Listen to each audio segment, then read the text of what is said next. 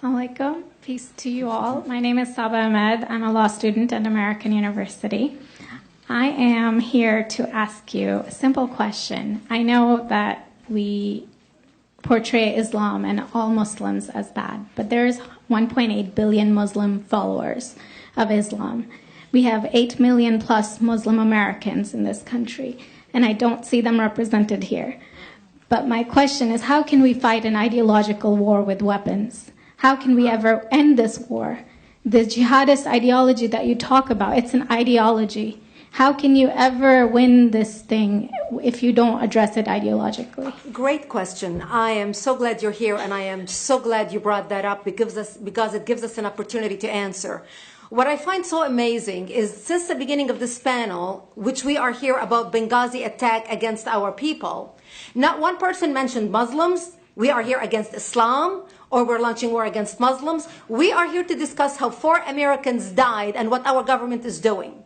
We were not here to bash Muslims. You were the one who brought up the issue about most Muslims, not us. And since you brought it up, allow me to elaborate with my answer. There are 1.2 billion Muslims in the world today. Of course, not all of them are radicals. The majority of them are peaceful people. The radicals are estimated to be between 15 to 25%, according to all intelligence services around the world. That leaves 75% of them peaceful people. But when you look at 15 to 25% of the world Muslim population, you're looking at 180 million to 300 million people dedicated to the destruction of Western civilization. That is as big as the United States. So why should we worry about the radicals, 15 to 25%? Because it is the radicals that kill. Because it is the radicals that behead and massacre. When you look throughout history, when you look at all the lessons of history, most Germans were peaceful. Yet the Nazis drove the agenda. And as a result, 60 million people died. Almost 14 million in concentration camps. 6 million were Jews. The peaceful majority were irrelevant. When you look at Russia, most Russians were peaceful as well. Yet the Russians were able to kill 20 million people. The peaceful majority were irrelevant.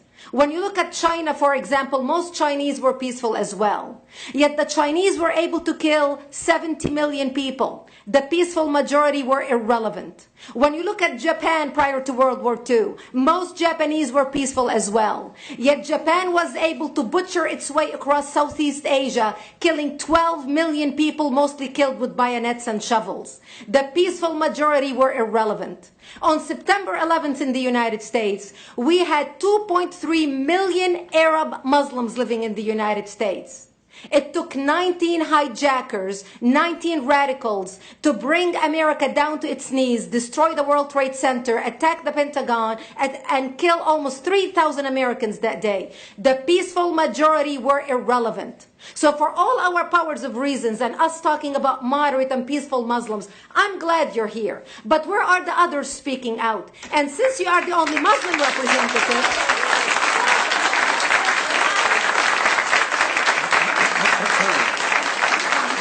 save the applause till the end.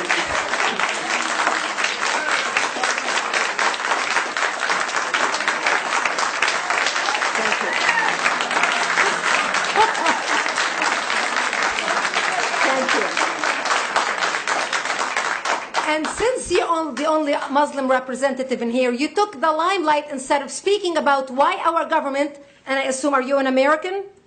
You're an American citizen. So as an American citizen, you sat in this room and instead of standing up and saying a question or asking something about our 4 Americans that died and what our government is doing to correct the problem, you stood there to make a point about peaceful, moderate Muslims. I wish you brought 10 with you to question about how we can hold our government responsible.